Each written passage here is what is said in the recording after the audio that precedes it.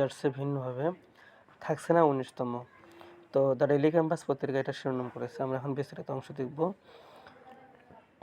তো বেসরকারি শিক্ষা প্রতিষ্ঠানে প্রবেশ পর্যায়ে শিক্ষক নিয়োগের যোগ্যতা অর্জন করতে হয় শিক্ষক নিবন্ধন পরীক্ষার মাধ্যমে। এই পর্যন্ত 18টি শিক্ষক নিবন্ধন পরীক্ষা নিয়েছে বেসরকারি শিক্ষক নিবন্ধন প্রত্যয়ন কর্তৃপক্ষ এনটিআরসি। আসন্ন শিক্ষক নিবন্ধনের বিজ্ঞপ্তি 19তম হওয়ার কথা থাকলে সেটি নাও হতে পারে। এক্ষেত্রে নতুন করে প্রথম থেকে শুরু করা হতে পারে। শিক্ষা মন্ত্রণালয় এবং এনটিআরসির দুটি সূত্র দ্য ডেইলি ক্যাম্পাসকে জানিয়েছে, আসন্ন শিক্ষক নিবন্ধনের বিজ্ঞপ্তিতে বেশ কিছু পরিবর্তন আনা হচ্ছে। এর মধ্যে 2 ধাপে পরীক্ষা সম্পন্ন করা এবং নিবন্ধনের বিজ্ঞপ্তি প্রকাশের দিন থেকে বয়স হিসাব করা অন্যতম। এই দুটি পরিবর্তনের কারণে পুরো নিবন্ধন কার্যক্রম চিত্রই বদলে যাবে। এজন্য আসন্ন বিজ্ঞপ্তিতে 19তম শিক্ষক নিবন্ধন কথাটি না রাখার সম্ভাবনা রয়েছে। এটি কেবল শিক্ষক নিবন্ধন কিংবা অন্য কোনো নামে অভিহিত করা হতে পারে।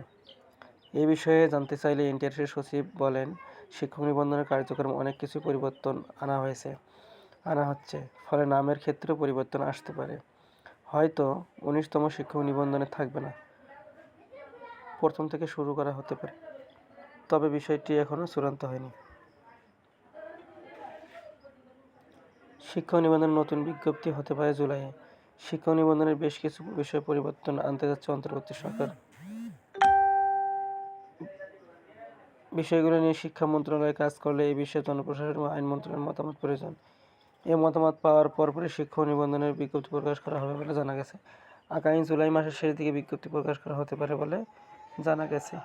এ বিষয়ে এনটিআরসির সচিব বলেন যে, শিক্ষক নিবন্ধনের বিজ্ঞপ্তি কবে প্রকাশিত হবে সেটি নির্দিষ্ট করে বলা সম্ভব না, তবে মন্ত্রণালয়ের মতামত পাওয়ার পরপরই বিজ্ঞপ্তি প্রকাশ করা হবে।